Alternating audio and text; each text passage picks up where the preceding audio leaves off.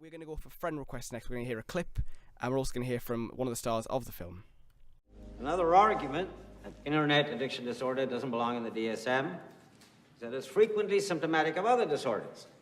Depression, anxiety, trauma. Often it's an escape from things we don't want to deal with. From our everyday lives to things far, far worse. Though the most common disorder might just be that we have too much time in our hands. Play cool. Wait a few days. He already knows I'm not cool. I think we might have an excellent example of internet addiction disorder right here in class. Aside from Miss Woodson and Miss Matheson, does anyone else here experience symptoms? Social media is part of our time now. It's everywhere, and it's part of our existence every day, and you can't really escape it. I think for Laura, it's a much stronger attachment than it is for me. I'm not a person really that, to be honest, I don't use Facebook that often. I only ever use it really to connect with overseas friends that I haven't seen in a while, which, it does help with, but if you've got my number, you have my number, and that's kind of usually how I like it. I love Instagram though, I'm not gonna lie. Love Instagram. But I think for Laura, there's so much more of, it's a way to express her whole thoughts and showcase her life, and it's definitely more of an album, it's a catalogue of her memories, which can be really dangerous, and there is so much of technology that we just can't predict how will affect us, you don't know who can get that information, it's kind of a bit of a free-for-all. You don't own a lot of that stuff anymore, and there's a lot of danger with it. Alycia Debnam-Carey plays Laura in Friend Request. Yay. So, Friend Request, basically, and social media horror films seem to be becoming a little bit of a thing recently. We've had Unfriended last year, which I thought was really good. It was fine at the last 3 seconds. Yeah, fair enough. But I thought it was fresh. It played on the paranoia very well.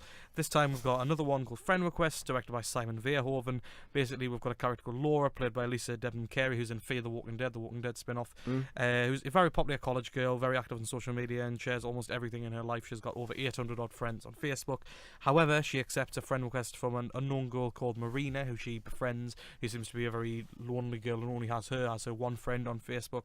And Marina basically becomes obsessed with Laura, and when Laura tells her to back off because she's getting too close, essentially, she basically commits suicide, and things start to go a bit wrong, and Laura's friends all start to die one by one, and her friend list goes down and down and down. It's not a very inventive film at all. It's full of cheap jump scares and full of the same schlocky tactics that we're used to in modern horror by now, and that's just really disheartening, because we've seen that they can do great original horrors still in big cinema recently, and it's just sad to see this, because it felt like 90 minutes of absolute wasting my time. On an unrelated note, this is nothing to do with Friend Request, but are you looking for the new series of Black Mirror by any chance? Yeah, I am. I think it'll be good when it comes back, won't it? I think it'll be really good, yeah. Yeah. Oh, actually, this is quite related, isn't it? Because they basically totally ripped off the entire concept of Black Mirror. Yeah. Great. Did you notice that there was actually... They even mentioned it Black actually Mirror. had Black Mirror Series 3 when they typed in Black Mirror. I think Warner Brothers have something to do with Black Mirror somewhere along the line, so it makes sense that, yeah. Yeah, I mean... The fact that you even have to say, like, Black Mirror, yeah, that's terrible. There's nothing hateable about it, but it's just so boring. Isn't there? And all that. Isn't there? Yeah. There is. There's one hateable thing, but no, there's more than one thing. I mean, the characters are bland, the deaths are boring. It's not scary in the slightest. Full of cliches, full of tropes that are just overdone to death by now. There's nothing really original, nothing that stands out. I mean, the soundtrack's meh. I mean, the rest of it is completely unoriginal. There's no directorial flair at all. It doesn't look good at all. The scares just aren't scary, crucially, above all. And the ending, dear God, the ending is one of the worst endings to a horror film I've seen. Yeah. And it's just really, really bad. Do not see it. It's horrible because the character of Marina is depicted as some kind of like emo, essentially. And this film has the idea that if you're an emo, that makes you lonely and bad.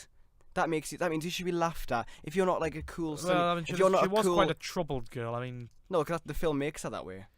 Yeah, I mean, that's just the events that happened in her life, to be fair.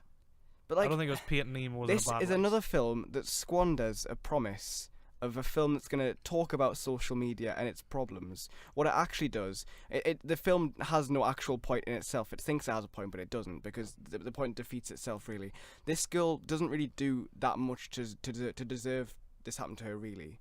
Really, does she? She actually does. She actually does befriend the girl.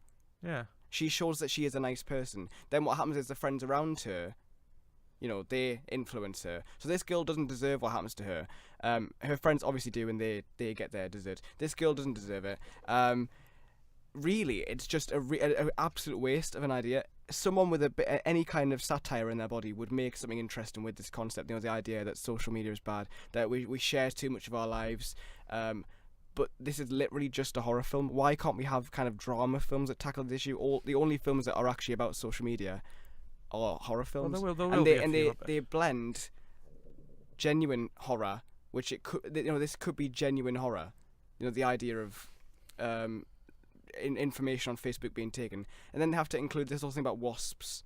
And this whole thing about two little boys and the occult, and it's just a needless blend of too many ideas, which collectively make nothing. Marina as a character is just a cut-out cardboard cliche. It's not interesting. That's what I'm saying. And the dialogue is atrocious. She's the cliched kind of girl that you get in these films. There's actually a line in the film which is where they say, "Unfriend that dead B-word." Yeah, that's actually a line. When I saw High Rise with my mum turned with me when this trailer came on. She said, "Is that a real film?" I was like, yeah, it's a real film. Yeah, avoid. But I mean, now that I've seen it, I can say it's not a good film. It shouldn't be a real film. Avoid. Definitely avoid. Yeah. Would you say that you like it? Well, actually, now that we've got the emotions on Facebook, reactions, I'll do angry face. Angry face. I'll just do sad face. I'll just not reply. I'll just log out of Facebook. Just log out of Facebook. Love that one, didn't you? Cold. They get cold. That's friend request anyway, and it is a waste of time. Say Unfriended instead. Watch Unfriended. Let's go on to the next one. Let's move on to the brand new...